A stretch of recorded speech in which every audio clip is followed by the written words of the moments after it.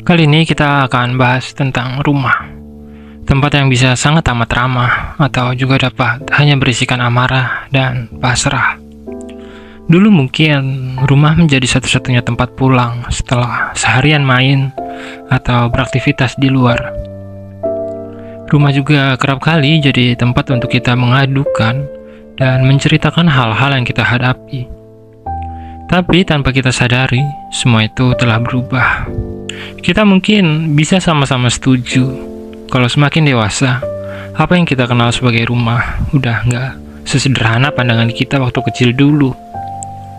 Hal itu terjadi bisa disebabkan banyak faktor, dan kita bakal coba bahas itu satu persatu. Salah satu faktor yang menjadikan sebuah rumah menjadi asing adalah perbedaan cara pandang terhadap kehidupan yang dimiliki oleh seseorang dengan keluarganya. Yakni ketika kita merasa bahwa kita memiliki sebuah jalan yang dapat kita tempuh dalam hidup kita. Namun orang rumah berusaha menyetir hal tersebut dengan beberapa alasan. Kita nggak akan nilai apakah kejadian tersebut merupakan kesalahan atau tidak.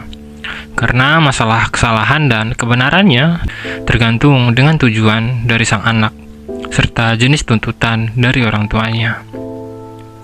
Yang akan kita bahas adalah gesekan antar dua keyakinan tersebut, yang terkadang menjadikan keadaan dari sebuah rumah secara perlahan telah berubah.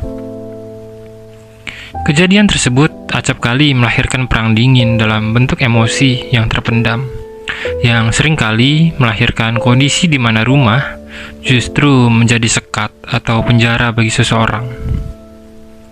Situasi yang sama dapat terjadi ketika seseorang memiliki ambisi yang cukup besar, baik dalam konteks karir atau mimpi yang ingin dikejar. Namun, dikarenakan beberapa alasan, seperti tuntutan dari orang tua atau tanggung jawab yang dimiliki dalam bentuk kewajiban untuk membantu perekonomian keluarga, mimpi dan ambisi tersebut mau tak mau harus terpendam.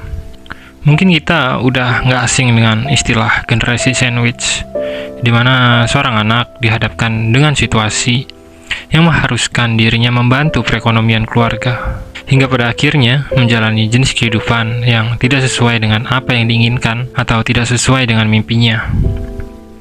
Terdapat juga sebuah fenomena ketika orang rumah justru disibukkan dengan urusannya masing-masing, hingga pada akhirnya interaksi yang dijalani dalam rumah tersebut menjadi sangat amat terbatas.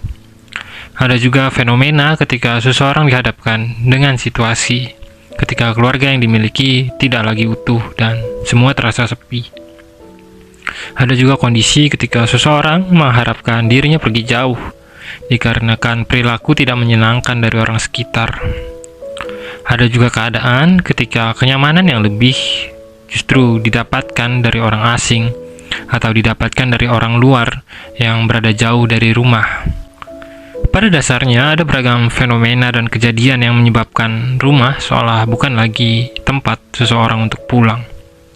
Ada beragam alasan yang menyebabkan lahirnya keinginan untuk terbang jauh dan menjadi asing di sebuah tempat baru dan mengharapkan sebuah kehidupan yang lebih baik.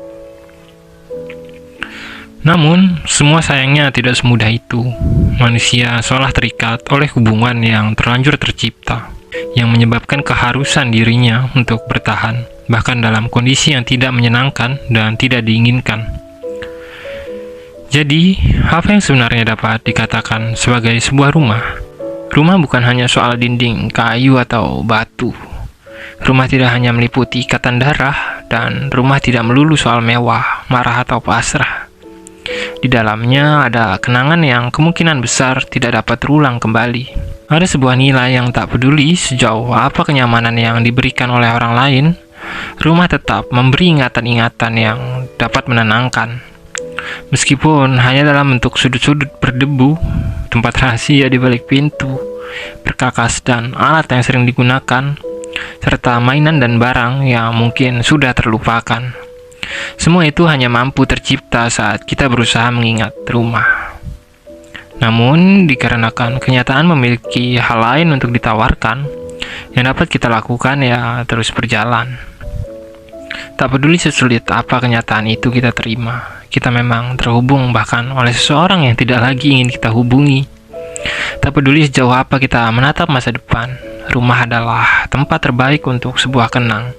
Meskipun terkadang tak lagi dapat disebut sebagai tempat pulang.